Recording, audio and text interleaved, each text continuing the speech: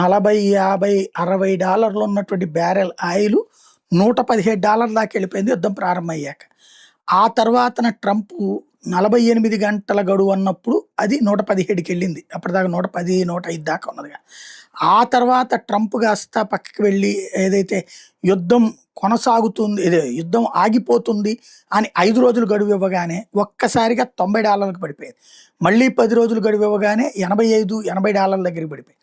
ఇప్పుడు మళ్ళీ యుద్ధం కొనసాగుతుంది. ఎప్పటిదాకానో తెలియదు. వియత్నాం మీద జరిగిన దాడి తరహాలో ఉండొచ్చు, పెద్ద దాడే జరగచ్చు అన్నటువంటి ట్రంప్ మాటలతో మరొకసారి ఆయిల్ పెరిగిపోయింది. ఇప్పుడు దాదాపుగా ప్రస్తుతం 115, 116 దాకా వెళ్ళింది. ఇది ఏదైతే 2008లో భారీగా పెరిగినటువంటి తరహాలోనే $141కి పెరిగేటటువంటి అవకాశం ఉంది అన్నటువంటిది ఫైనాన్షియల్ క్రైసిస్ సందర్భంలో ఈ పని జరిగేటటువంటి అవకాశం ఉందన్నటువంటి లెక్క చెప్తున్నారు.